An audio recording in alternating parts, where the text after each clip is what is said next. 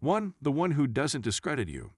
Sustainable friendships are based on foundations of mutual respect. A good friend doesn't take pleasure in turning your life and choices into a joke or punchline.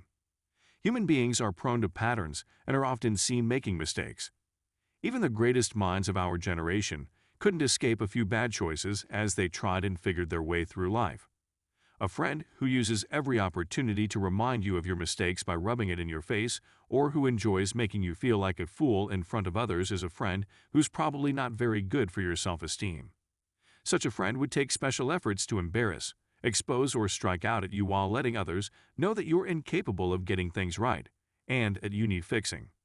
This is a PR crisis waiting to happen, as you are responsible for the image you project to the world if you wish to be successful and seen as reliable.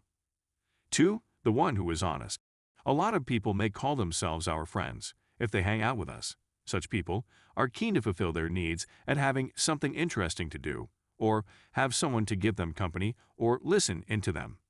However, you must value the presence of a friend who takes a special interest in helping you learn about life, take up a new skill, get over a bad habit, own a craft, someone who helps you know interesting people, adapt to a new place, figure out an industry, or gets you to partake in a unique life experience.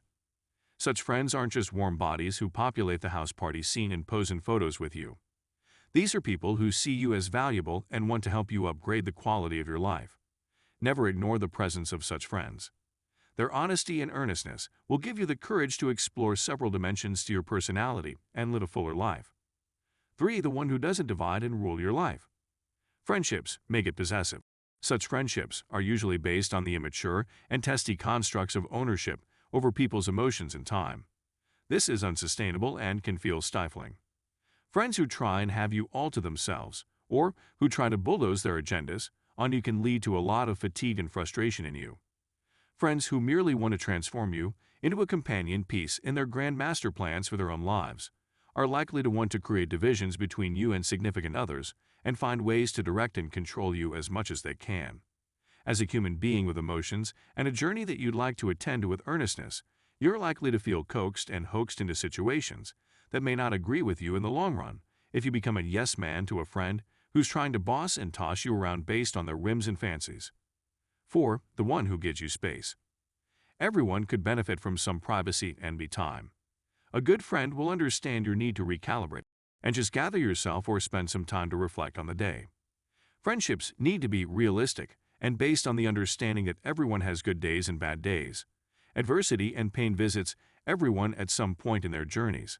A good friend will realize that there are certain moments where you need to be by yourself and get a fix on certain matters without the interference or forced counsel of someone else. A good friend respects your needs and doesn't attempt to rescue you when no rescuing is in fact needed. 5. The one who isn't a leech. In some friendships, one may observe that there is a role of a taker and a giver. This makes an unfair and lopsided dynamic between people. A friend who sees you as a person and not as a gift voucher or discount coupon is ideal. Some friends overdraw on their friends' resources by manufacturing a crisis so that their friend gives them attention. They are constantly expecting their friends' emotional, financial, physical, and intellectual resources to be available on tap to them without any sensitivity to their friend's life, mood, values, and schedule. Such friends can be termed as pile-ons who don't know when is the appropriate time to take a few steps back. These are the friends who always need money, time, solutions, and attention. A friendship is based on the concept of reciprocity, and if one friend is overreaching or tiring out another friend, then it's time to assess if such a friendship is adding value or merely adding fatigue.